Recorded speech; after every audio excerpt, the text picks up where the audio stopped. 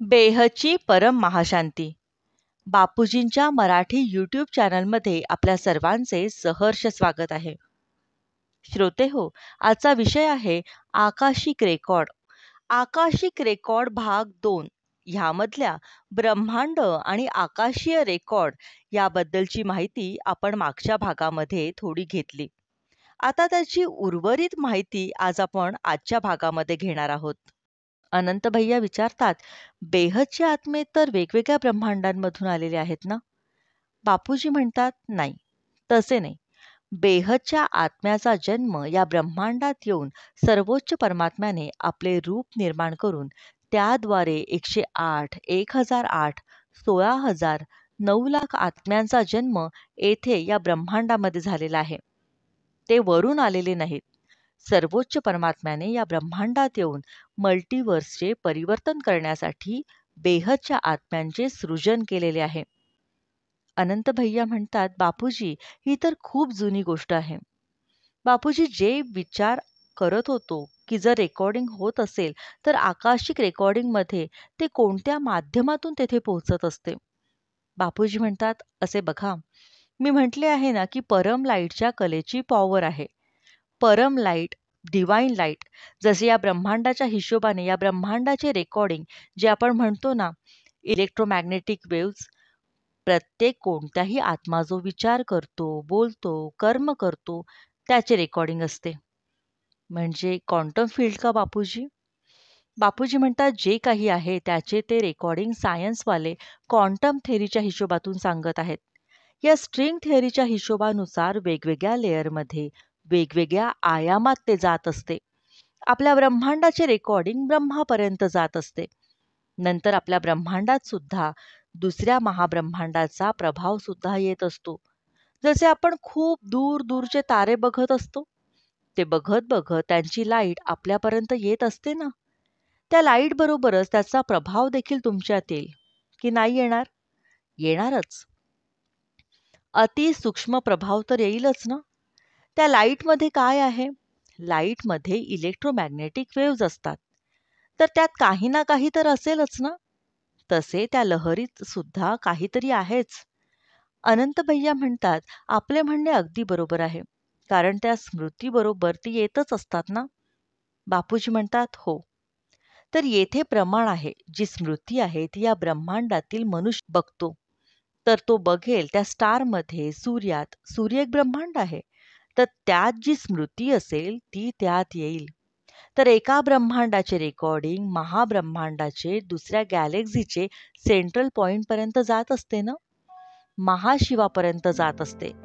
महाशिव त्यांच्या हिशोबानुसार ते काम करत असतात.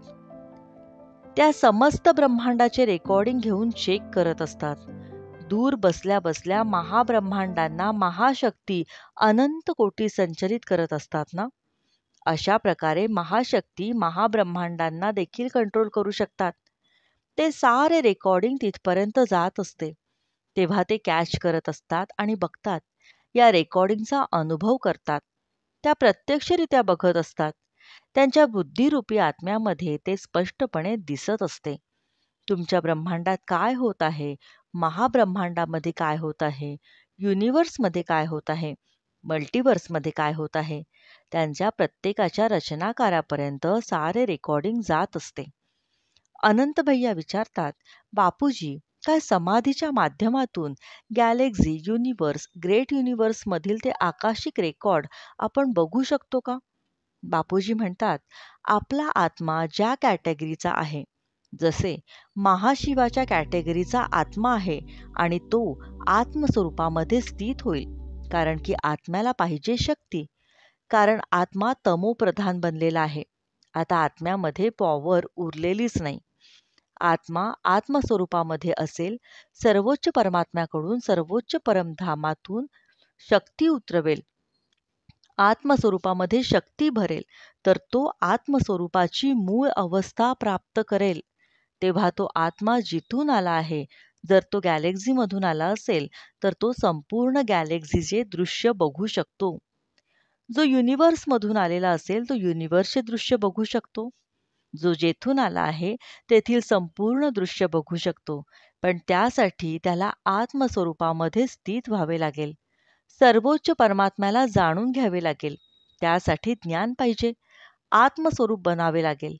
आत्मस्वरूप बनेल आणि आत्मस्वरूप बनल्यानंतर तो भावातीत बनेल आणि सर्व काही बघू शकेल. तेव्हा आत्म्याची सर्वोच्च स्टेज होईल. आत्म्यामध्ये पॉवर अर्थात शक्ती येईल. आत्म्यामध्ये खूप पॉवर येऊन तो सर्व काही परम शांतीचे व्हायब्रेशन सर्वत्र पसरवून टाकेल. परम शांतीचे व्हायब्रेशन आत्म्याच्या स्टेजनुसार चहूबाजूला पसरेल. सगळ्यांना परम शांती प्राप्त होईल. म्हणूनच परम शांती सोचो बोलो, परम शांती मिल जाएगी. सारी दुनिया बदलू शकते, परंतु उच्च कॅटेगरीचे आत्मे सारी दुनिया बदलू शकतात. बेहदचा आत्मा आहे तर तो एकच आत्मा आत्मस्वरूपामध्ये स्थित होऊन परमात्म्याकडून शक्ती घेऊन परम शांतीचे व्हायब्रेशन चहूबाजूला पसरवेल. धरतीवर सगळीकडे परम शांती पसरली जाईल आणि प्रत्येक आत्म्याला परम शांतीची अनुभूती मिळेल. तसेच जे विनाश विनाश म्हणत आहेत तर हा विनाश होणारच नाही. परम शांतीच्या व्हायब्रेशनने विनाशाला रोखून ठेवू शकतो. अनंत भैया म्हणतात, बापूजी, हे जे क्वांटम फील्ड तरंगे आहेत ती आपल्या मनुष्याच्या आसपास असतात. रेकॉर्डिंगशी जोडलेले असतात. तर त्या भौतिक नाही तर मानसिक पातळीवर सुद्धा गरजेच्या आहेत.